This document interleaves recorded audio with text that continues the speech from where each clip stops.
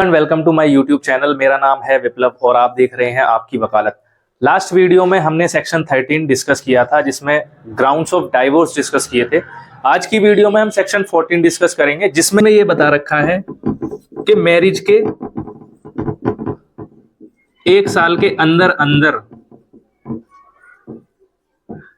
आप डाइवोर्स की पिटीशन नहीं ला सकते। ठीक है, अगर आपकी शादी हुई है और आपको डाइवोर्स चाहिए तो आप मैरिज के 1 साल के अंदर डाइवोर्स पिटीशन नहीं डाल सकते। बट इसका एक एक्सेप्शन है। एक्सेप्शन ये है कि हाई कोर्ट ने अगर रूल बना रखे हैं उसके रिगार्डिंग और वो आपको परमिट कर देता है कि आप पिटीशन लेकर आ जाओ तो आप ला सकते हो 2 ग्राउंड्स पे। पहला ग्राउंड है अगर एक्सेप्शनल हार्डशिप हो रही है और दूसरा है अगर एक्सेप्शनल डिप्राविटी है। इसका मतलब ये होता है हार्डशिप का कि आपका रहना ही दुश्वार हो गया है या आप रह ही नहीं सकते अपने पार्टनर के साथ, तो आप ये प्रूव कर दीजिए कि हार्डशिप है तो आप जो है डाइवोर्स की पिटीशन 1 साल के पहले भी ले जा सकते हैं। दूसरा कह रहा है कि एक्सेप्शनल डिप्राविटी है, मतलब कि अगर आपके किसी राइट को डिप्राइव कर रहा है सामने वाला पार्टनर, आपको घर से बाहर नहीं निकलने दे रहा है या किसी भी तरीके से कोई भी राइट आपका डिप्राइव हो रहा है, तो आप कोर्ट में जाके ये बता सकते हैं कि जी मेरा ये राइट डिप्राइव हो रहा है और मैं इस इंसान के साथ नहीं रह सकता या नहीं रह सकती और इस ग्राउंड पे मुझे डाइवोर्स चाहिए। तो अगर हाई कोर्ट आपको ये अलाउ कर देता है पिटीशन लगाने के लिए तो आप जो है डाइवोर्स ले सकते हो 1 साल के अंदर। बट इसमें कंडीशन एक और है। कंडीशन ये है कि मान लो हाई कोर्ट आपको परमिशन दे देता है बट जो आपने परमिशन ली है वो ऐसी परमिशन ली है कि आपने जो फैक्ट्स है उसको कंसील कर लिया है, मतलब छुपा लिया है या फिर मिस रिप्रेजेंट किया है फैक्ट्स को और उसके बेस पे आपने परमिशन ली है हाई कोर्ट से, तो ऐसे केस में अगर हाई कोर्ट को लगता है तो वो कंडीशन लगा सकता है। मतलब कि जो भी वो डिक्री पास कर रहा है उसमें कंडीशन ये लगा देगा कि जो वो डिक्री पास की गई है वो 1 साल के बाद इफेक्ट में आएगी।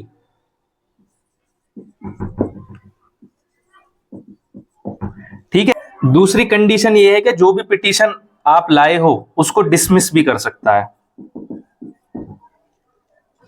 ठीक है।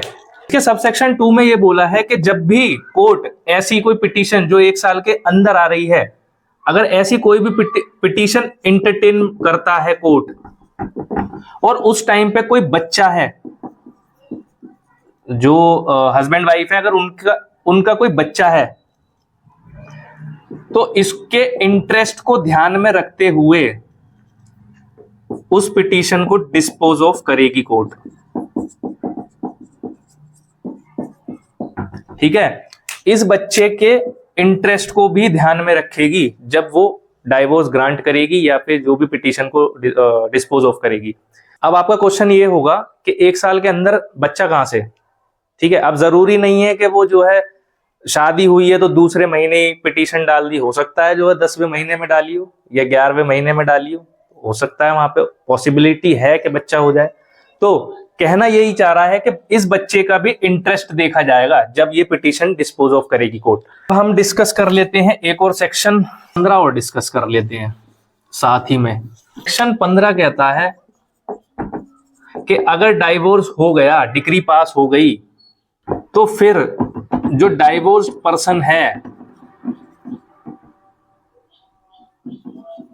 वो दोबारा से शादी कब कर सकता है? एक बार डिक्री पास हो गई कोर्ट से डाइवोर्स की तो फिर अब वो दोबारा शादी कब कर सकता है? कुछ लोग कहते हैं कि अगले दिन ही कर लो। मैं तो कुछ वकील ऐसे देखे हैं जो कह देते हैं कि अच्छा डाइवोर्स की डिक्री आपको मिल गई तो आप कर लो शादी, बट ऐसा नहीं है। सेक्शन 15 बताता है कि आप दोबारा से शादी कब करोगे। बेसिकली मैं आपको जिस्ट बताऊं ना इसका, तो ये है कि अगर अपील है आपके पास, जब तक अपील आप कर सकते हो, अपील का राइट है, तब तक आप दूसरी शादी नहीं कर सकते। अब मैं इसको डिटेल में बताता हूं। पहला पॉइंट तो ये कहता है कि अगर राइट ही नहीं है अपील करने का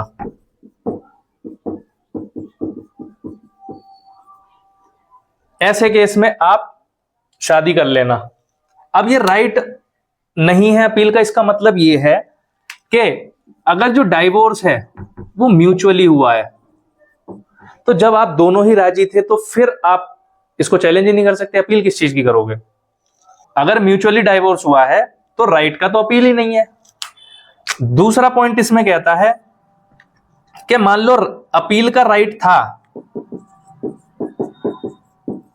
पर आप जो है क्या थे, सो रहे थे, मतलब आप गए नहीं अपील करने, आपका जो अपील का राइट है वो तो एक्सपायर हो गया, तो आप शादी कर सकते हो। तीसरा पॉइंट ये है कि आपने अपील तो करी, बट क्या हुआ, कोर्ट ने उसको रिजेक्ट कर दिया। ठीक है, अगर रिजेक्ट कर दिया तो आप दोबारा से शादी कर सकते हो। इसमें 3 कंडीशन है, मैं आपको फिर से बताता हूं। पहली कंडीशन ये है कि आपके पास अपील का राइट ही नहीं है। क्यों नहीं है? क्योंकि आपने जो डाइवोर्स लिया है वो म्यूचुअली लिया है। दूसरी कंडीशन ये है कि आपके पास अपील का राइट तो था, लेकिन आपने वो अपील का राइट जो है वो इस्तेमाल ही नहीं किया, यूज ही नहीं करा, वो एक्सपायर हो गया। और तीसरी कंडीशन ये बता रखी है कि आपने अपील करी और कोर्ट ने रिजेक्ट कर दी। फिर ऐसी 3 कंडीशन में आप जो है शादी दोबारा से कर सकते हो।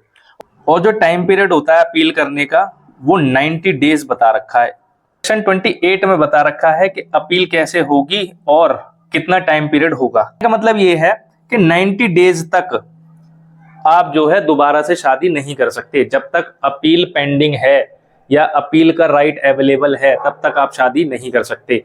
क्यों नहीं कर सकते? क्योंकि अगर आपने वो शादी कर ली और अपील में जो डाइवोर्स की डिक्री है वो नल एंड वॉइड हो गई किसी भी तरीके से, तो जो अभी आपने शादी करी है वो सेकंड मैरिज मानी जाएगी, जो कि वॉइड मैरिज मानी जाएगी। इस वजह से ही अगर शादी दोबारा करनी है तो 90 डेज का वेट करो, उसके बाद आप शादी कर सकते हो। तो आई होप आपको ये वीडियो समझ आई होगी। अगर फिर भी कोई डाउट है तो कमेंट बॉक्स खुला हुआ है, यूज करो उसका, और इस वीडियो को शेयर कर देना। इतना, बाकी मिलते हैं हम नेक्स्ट वीडियो में। Okay, bye bye, take care.